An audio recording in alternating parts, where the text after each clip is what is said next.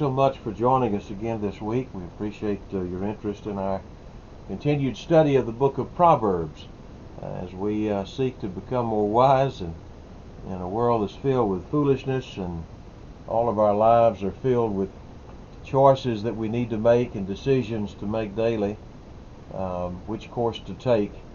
We do believe that the Word of God and the practical lessons that the Proverbs teach, though they might be from 3,000 years ago, they have the mark of divine wisdom, and the principles found there are a blessing to people and have been all through the ages. So thanks for your interest in the study, and I hope that you do find it helpful. We are prepared tonight to begin in the 28th chapter of Proverbs, and we pick up in verse 17. And here we find the wise man wrote, "A man that doeth violence to the blood of any person shall flee to the pit. Let no man stay in." A man that doeth violence to the blood of any person shall flee to the pit. Let no man stay him. What we've recommended is that as we're approaching the Proverbs, as you and I might in our personal study look to explore a passage like Proverbs, it's always helpful to use maybe other translations and to compare several translations, that we might make sure that we have a grasp of the words. Or you might even find it useful if you have access to such, to look at Bible dictionaries and to make sure that we have a good grasp of the way the words the Holy Spirit chose are used, and then as a foundation, then going forward, putting together what the Spirit said about them. So with that in mind, we think about the picture of someone doing violence to the blood of another. Obviously the idea there is the idea of blood guiltiness, shedding the blood of another. And it's as old as the record of man. It's as old as Cain and Abel. But there's something that's very typical about those who separate themselves from God, a society, and the more that it does that, the cheaper human life becomes. That was true before the flood. You know, it was a world filled with violence. That's the language that Genesis uses. And when Paul describes the heathen world in which the gospel was first planted, in Romans chapter 1, he talks about the violence and the murderous behavior of so many who had turned away from God, and in doing so really had lost their moorings, had lost their support, lost any logical reason for morality. That's the thing people don't realize. When you give away God, as it were, you give away the store. There's no more foundation. There's no reason why anything should be considered right. Right becomes simply whatever I like, or whatever I think is pleasing, or what we all vote for. But unless there is a standard of morality outside of man, it's very difficult to establish on a logical basis why anything should be considered right. And you look around the world in which we live, our society, as we have become less and less interested in God, more anti-God, it's not a surprise that there's been a rise likewise in a hardness of heart toward human life. It's not news, I think, to those I'm talking to, but it's something that we've all just, lamented about. We live in a world, we live in a society where people will get red in the face, worked up about whether or not a chicken is raised properly. Whether it's a free-range chicken or whether it's somehow been mistreated in the eyes of the beholder. And the same fella who is so concerned about a chicken will loudly proclaim his support for abortion. The murder of an unborn child because they're not convenient, and worse than that, murdered by their own mother. And we have developed a society where we have just got rivers of blood that stain the land. and a hardness of heart toward the most innocent among us. Um, our values are so backward, and life is so cheap. It's not an accident. It all stems from the idea that we turn away from God. And the scriptures make this point, that when you turn away from the light, all that's left is darkness. What was it that Paul wrote in 2 Corinthians 4? That the God of this world hath blinded the minds of them that believe not, lest the light of the glorious gospel of Christ should shine unto them. How do people get in such a mess, such confusion, that their values are so mixed up, and they have such a harsh attitude toward human beings? Well, it comes largely from the fact that people turn away from God. They don't want to listen to God. And once we make that decision, we invite the devil to take the driver's seat. Then he's driving. You don't have to make any more decisions. He'll make the rest of them. Wise man recognizes the fact that one who does violence to the blood of any person is going to have to answer for that. In fact, what our passage says is that a man like that is fleeing to the pit. That's another interesting word. What does that expression mean? What is the pit he's talking about here?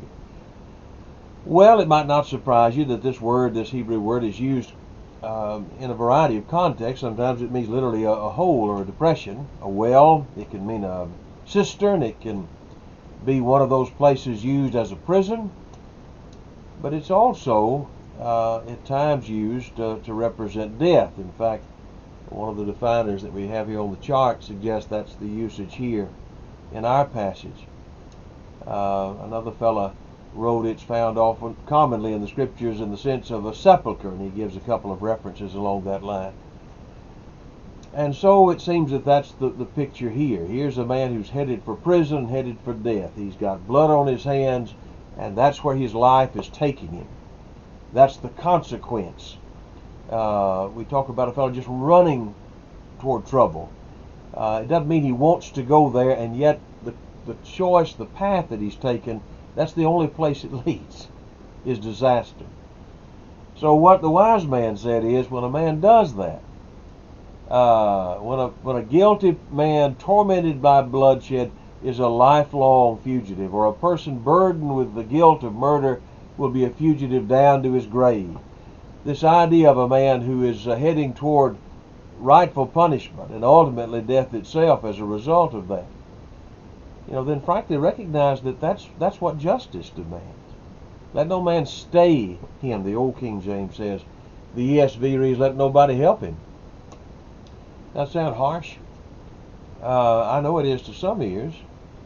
Let me draw a distinction here, and then I want to make sure that I don't contradict myself. But when you think about mercy toward those, even people who've committed great crimes, is there a place for mercy? I think there is a place for mercy. And yet there's also a place for consequences. And a society has a responsibility to uphold the value and sanctity of life, and not to reward murder. That's really what we're talking about here. Mr. Clark said a long time ago, he who either slays the innocent or procures his destruction may flee to hide himself, but let none give him protection. The law demands his life because he is a murderer, and let none deprive justice of its claim. Murder is the most horrid crime in the sight of God and man. It scarcely ever goes unpunished, and it is universally execrated.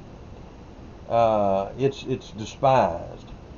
Well, I can't help but think when I read that Mr. Clark lived a couple hundred years ago. I wonder what he would think now when you see people just crying these big tears over murderers, not their victims. We don't have any tears for the victims, but we have the tears for the murderer. By the way, unrepentant. Here are people who commit these ghastly crimes and damage people, destroy people, and some sort of a crooked system will let them off, and they go right back to the same thing. What did we expect? It's a tragedy, really, that people have lost their sense of a responsibility to justice. That's the very thing that he's talking about. There was a problem, always has been a problem in a segment of society, and sometimes that segment's pretty big. The Proverbs forbids, as Mr. Kidner put, interference with justice. How does that work with what we talked about earlier, mercy? I thought about that. I've got some friends of mine that have for a number of years been teaching in a maximum security prison in our area. And I find that a fascinating work, and I've tried to learn from them, talk to them about their experiences. And they've had some success. Not everybody's interested, obviously. You're talking to people on death row. Of course, in our society, a man may sit on death row for 25 years. But you get a chance to know people, and they've done some good work in teaching. I think they're men of mercy. But none of them would ever think of trying to find some way to break these folks out of jail. They are where they belong in that sense. And yet they have a soul. And this life is not all that there is. And they would want to, in many cases they are people who are sorry for what they've done. They can't undo what they've done. But they can hope for the forgiveness of God, even if they cannot escape the earthly consequences. And really shouldn't try. Mr. Henry wrote, those that acquit the murderer or do anything to help him off come in sharers in the guilt of blood. Nor can a land be purged from blood, but by the blood of him that shed it. He goes back to the law there. We're not under the law of Moses anymore, but the principle there is that a land is stained by innocent blood. And a society is either going to make a choice to support murderers or support justice. And when that gets blurred and confused, especially under the banner of grace, that's a tragedy.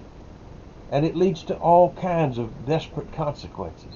What this proverb said a long time ago is, you need to understand that it's not unmerciful, or we would say unchristian, that people would expect to have to answer for what they do. In Acts 25, at some point I think this principle ought to be brought up. In verse 11, and without going into all the details of the circumstances here, Paul finds himself, through no fault of his own, through no guilt of his own, falsely accused under threat of his life. At this point, he's actually under threat of being turned over by a local governor to the mob that want his blood. And in response to the governor, Paul made this statement, as Luke records it there. If I be an offender or have committed anything worthy of death, I refuse not to die. But if there be none of these things whereof these accuse me, no man may deliver me unto them. I appeal unto Caesar. Paul felt the liberty and exercised the liberty to appeal his case because he was innocent. But Paul said, if I'm guilty of something worthy of death, I don't refuse to die.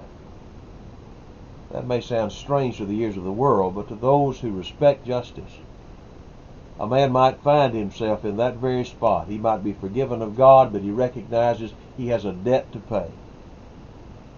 And if the accused can recognize that, then certainly a judge ought to be able to, or a lawyer ought to be able to. Excuse me.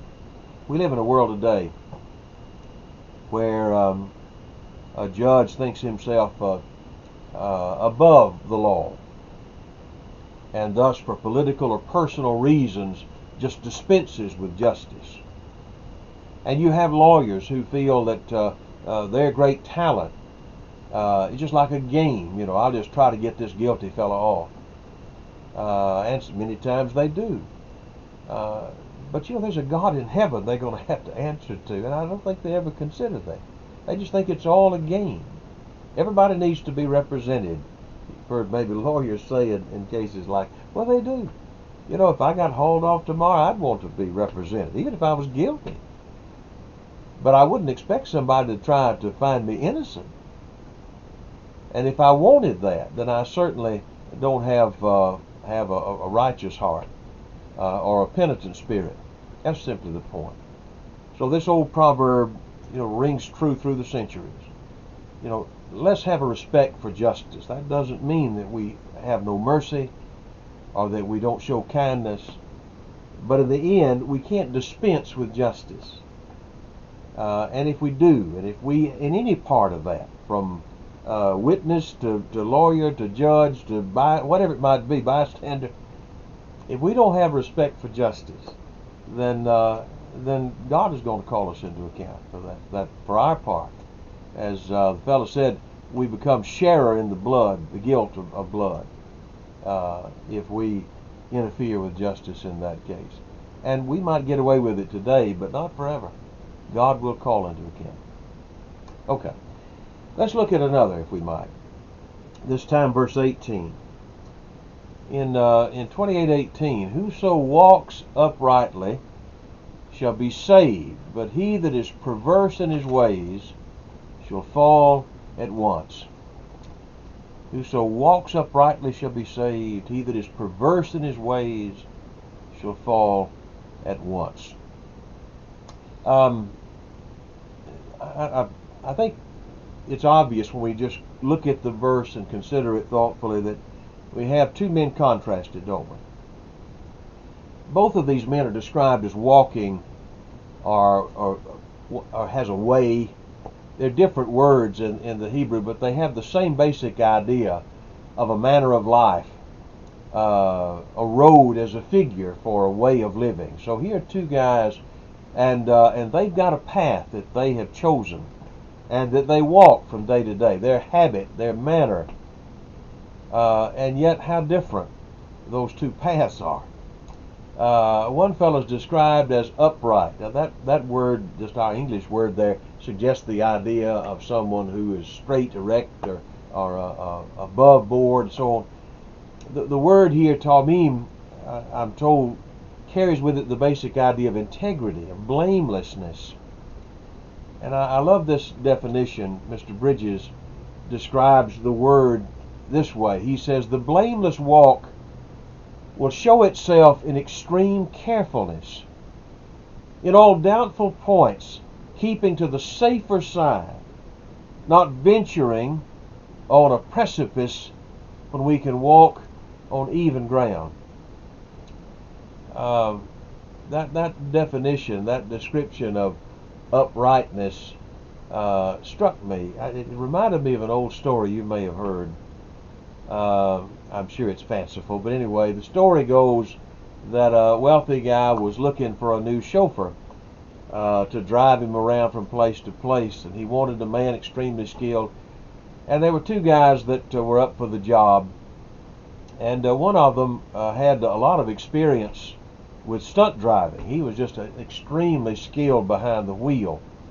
And he thought that as he was given a driving test, he was supposed to take the car and drive it. This fellow drove up and down a lot of mountain roads and places where there was no guardrail and so on. So he wanted an extremely skilled guy. And the young man thought, I'm going to show these folks what I can do. So while they were watching, he took the car and he drove up and down that road at really an amazing speed for such a narrow road, taking that car right on the edge, and yet always in control, and just made his way up and down that like it was, like a stunt driver could. Only a stunt driver could. The second fella had no such experience, and so he went up and down that mountain road, and you can guess what he did. He was as far over toward the bank as he could get and not be in the ditch, and as far away from the edge. Guess who got the job?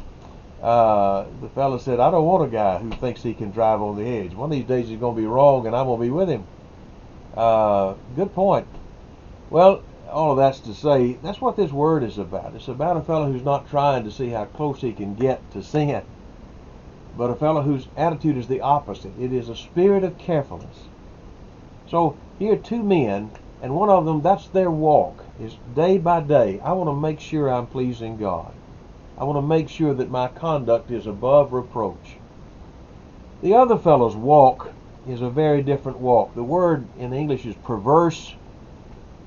Kosh is our Hebrew word, and it's defined as so many times when you read in the Old King James the word perverse, you can think the idea of twisted or knotted or distorted, not straightforward.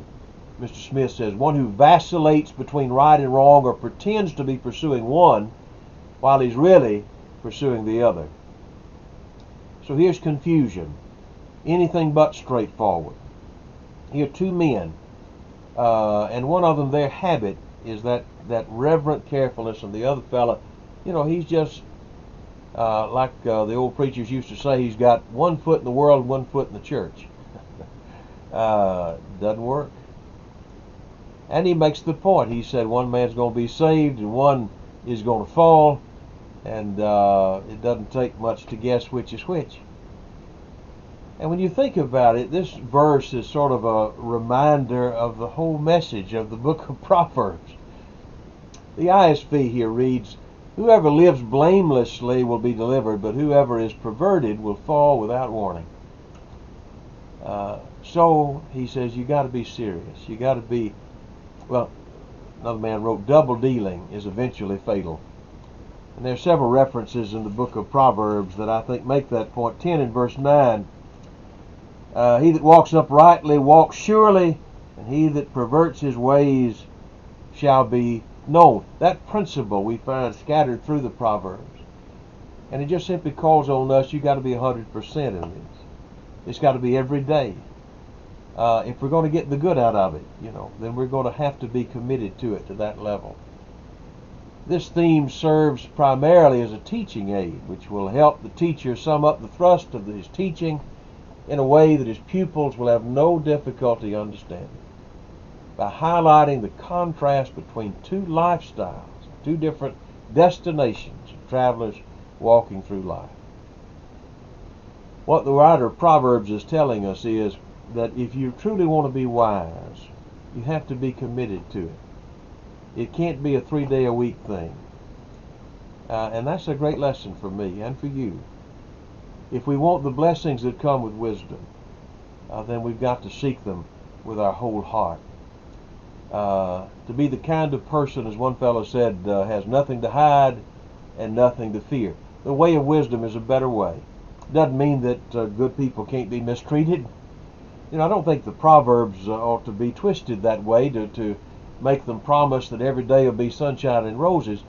I think many of the Proverbs speak to and look to the long term and to the eternal blessing. But in this life, the wise life is generally speaking a better life. Under some circumstances, a man may suffer greatly because he chooses the right way. But overall, there's so many blessings that come from the clear conscience and the fruits of good decisions that wisdom wants us to have. But as we look at those who follow the other path and who compromise and who give in to the lust of the flesh and who allow the momentary pleasure to lead them, there are all kinds of heartaches that come with that the upright man just won't know. So it's a great encapsulated picture of what this study of wisdom is all about, and I'm hopeful that we can take it to heart. Let me look at another with you, if I might. This is from 28 and verse 19, and it reads, he that tills his land shall have plenty of bread, but he that followeth after vain persons shall have poverty enough. If you can see the screen, if the font's not too small, and you can see the chart on the screen, you might notice we put here, sometimes for whatever reason, it doesn't always come out this way. I try to make it this way. But I try to put the verse up here in such a way that the italicized words will be distinct. Uh, you know, they tell me that in the King James, and most of the other translations do the same thing, um, sometimes use italics in the text, and that is to show that the particular word in italics is not in the text that this is translated from, but it's understood, supplied by the translator to fill out the thought. It's thought to be really necessary and appropriate to get the sense. And so in our passage, the word in italics is only one in this particular passage. It's the word persons. He that tills his land shall have plenty of bread, but he that follows after vain persons shall have poverty enough. On the one hand, you have the picture of a fellow who works hard, and he's got plenty. And another fellow over here, and he winds up with poverty because he follows vain somebody. It's interesting to look at some of the other translations and see how they fill that gap, that blank. The Bible in basic English has roughly the same idea of the King James Version. By plowing his land, a man will have bread in full measure, but he who goes after good-for-nothing persons, vain persons, will be poor enough. The English Standard Version reads, whoever works his land will have plenty of bread, but he who follows worthless pursuits will have plenty of poverty. Mr. Moffat in his translation offers, the man who works his farm has plenty of food, a man of useless interests will have plenty poverty. The ISV, maybe the most interesting, whoever works his farmland will have abundant food, but whoever chases fantasies will become poor. I'm not sure that there's that much difference in all of these. They may sound different. When you think about it, they basically come back to the same idea. Whether it's a vain person or a vain thing we're following, many times it's a vain thing sold by a vain person. A wolf in sheep's clothing, as it were, who sells us on some other way than God's way, and thus we're forced to suffer the consequences of that bad decision. But when you think about how to apply this principle, there are several thoughts that come to mind. One of them might be the idea of false religious teachers. You know, somebody who comes along and much like the old prophet in the Old Testament over in 1 Kings 13, you know, that story. There was a prophet of Judah who came up to cry against the altar, the idolatrous altar of Jeroboam. God told him how to get there, told him how to come back, and somebody caught him after he had had this great success and convinced him to disobey God. He said, well, you know, God spoke to me too, and he told me something different. The young man, I assume he was a young man, in contrast to the old prophet, believed the old false prophet and wound up suffering because of it, forfeiting his life in that case. A lot of people have been hurt badly and internally because they have fallen for those whom Jesus said were wolves in sheep's clothing. They might be on television, they might be in the neighborhood congregation, they might have a lot of good qualities, they might wear a smile, but they are people who draw disciples after themselves and away from God, and they are as dangerous as a rattlesnake. So vain persons could have an application to folks like that. I suspect that there are other things, vain pursuits, worthless pursuits. When I read that passage, the ESV translation there, don't we tend to think about things in life, pursuits that really are unprofitable and wasteful? And I'm not here to decry and condemn all pastimes. And I think there is a place for recreation, and there's a place for getting out and having some fun, or maybe sitting down and reading something that may not be, it's certainly not ungodly, but it's not serious. It's just entertaining, and there's a place for that. There's a place for just enjoying life and enjoying this world within the realm of what's right and proper. But a fellow whose whole life is given to that looks up one day and realizes he's wasted an awful lot of time. And we've all heard that lesson about the difference between spending your time. We use that expression. Spend your time. How do you spend your time? And investing your time. The guy talks about time like it's money. And some people can spend, and some people can invest so that what they do with that really comes back to bless them. And there's a good point to be made there. But I guess when I read that last translation, and I see that rendering here, whoever chases fantasies will become very poor, I can't help but think about, I guess, what we would classify as the too good to be true stories. To tell you the truth, I never read this passage without thinking about a story I heard a number of years ago. I've shared it with probably most of you. But it was a real life story. It was a fellow that I knew, good man, good family. And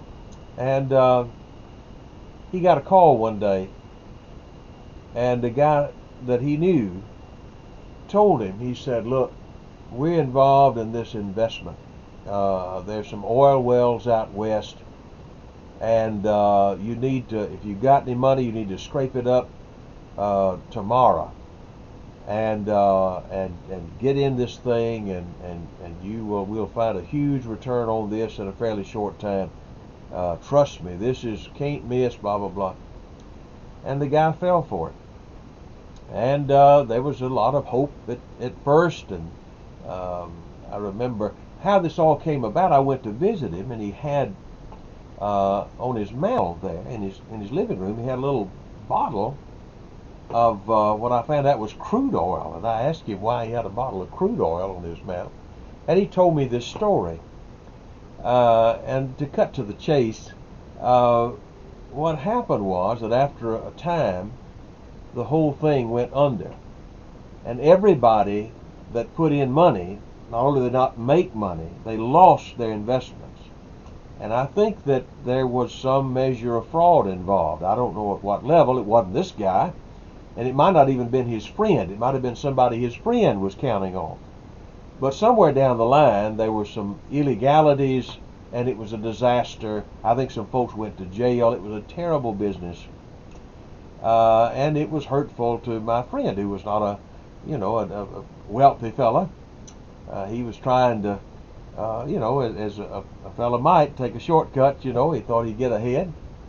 Anyway, when all this disaster struck, he told me his wife wanted to take that bottle and throw it out in the woods. She was so distraught by the whole thing. And he said, no, let's just leave it right there. And he told me this that I've never forgotten. He said, yeah. He said, I left that bottle on my mantle, and it has through the years wound up saving me some money. Because any time I get a phone call and somebody says to me, have I got a deal for you? He said, I just look at that little bottle of oil and I tell them no thank you, and I just hang up.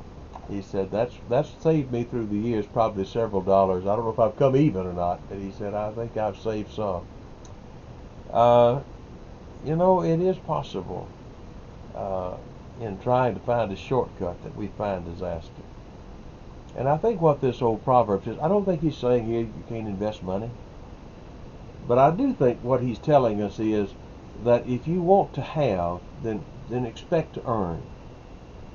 And if you do that, then that's solid.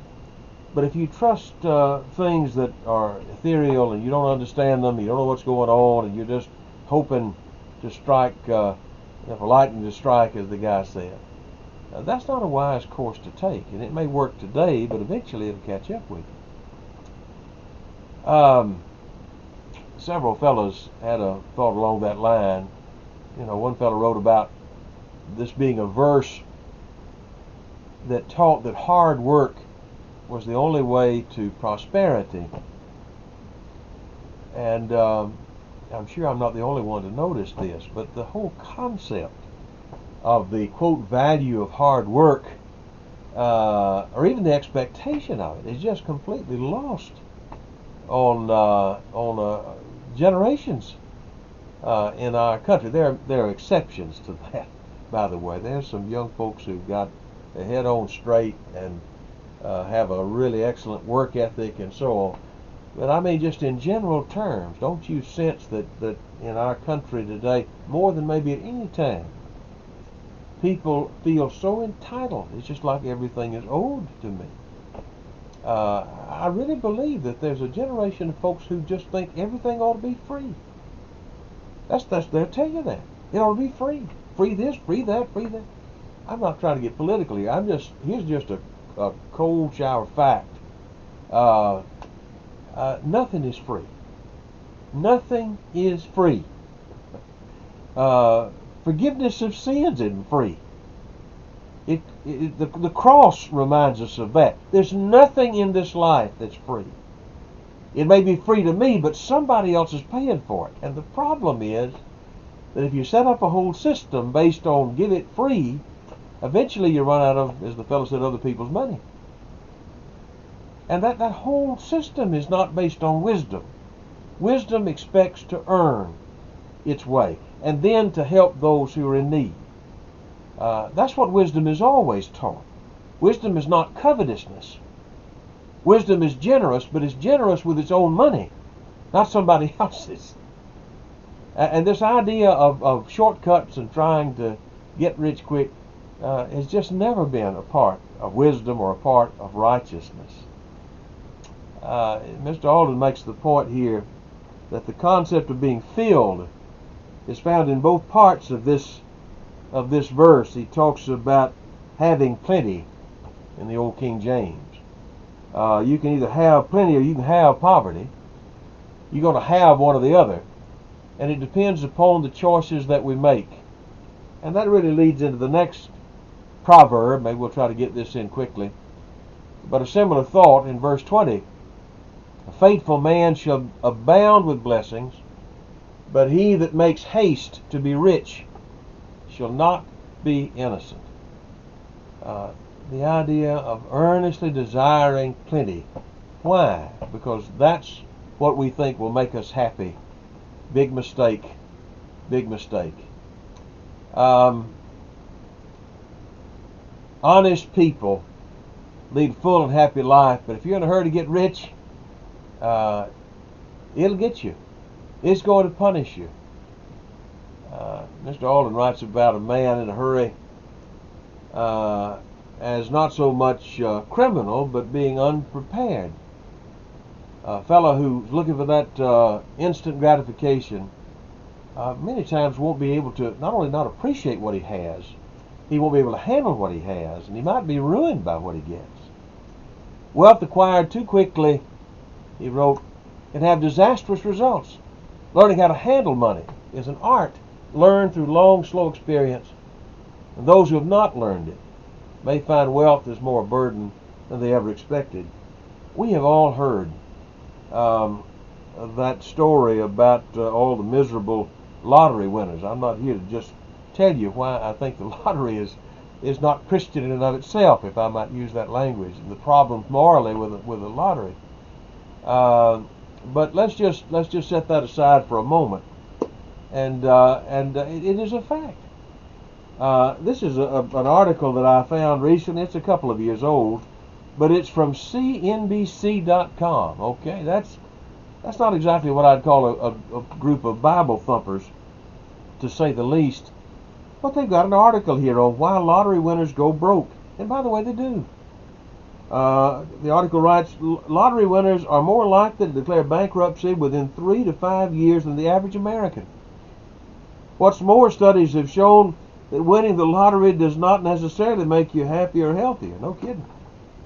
And it gives the most famous example to me, a fellow from West Virginia by the name of Jack Whitaker.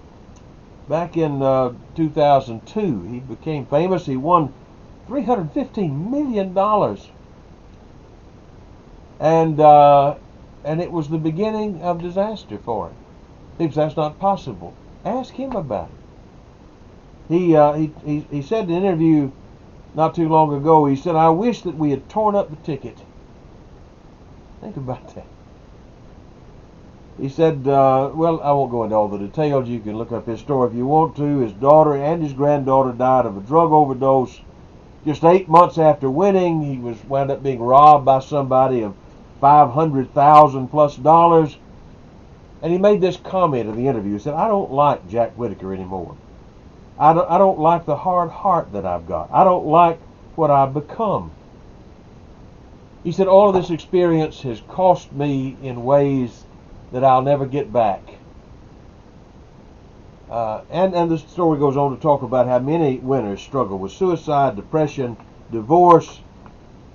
Quote, it's the curse of the lottery because it's made their lives worse instead of improving it. It's not fantasy. It is an old story. And it's also something that, a principle that applies, I guess, that Solomon wrote about so many years before. And that is that the man who takes the shortcut, the faithful man shall abound with blessing, but the man that hastens to be rich shall not be innocent. He won't find the lasting joy. It's a passage about getting your priorities right. The man who puts his ambition and his greed before everything else becomes an enemy. Enemy to society, enemy to himself, and certainly to his God. And eventually that leads to ruin. Mr. Bridges asked an interesting question. He said, covetousness, how does the Scripture combat this vice of covetousness, greed? Well, he goes on to say, by telling us that covetousness is idolatry, that the love of money is the root of all evil, that some have shipwrecked their lives in seeking this abomination, the immoderate desire, the perseverance in every track of mammon, the laboring night and day for the grand object and the delight and confidence in his acquisition, all prove the idolatrous heart and will not go unpunished. And I say, amen. And then I'm thinking, boy, if I just had $1 million, I'd be the happiest fellow. We're not listening. We're not listening. A man may have $1 million. He may have more. He may have earned that money.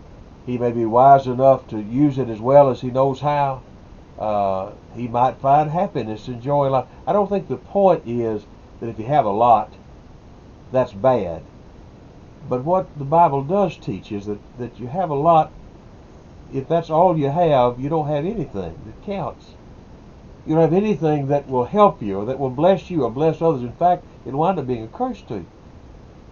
And if you think that the shortcut to happiness is finding a shortcut to getting the most that you can get, then you're going to find a lot of misery. Paul talked about in that passage that was referenced earlier in one of those articles,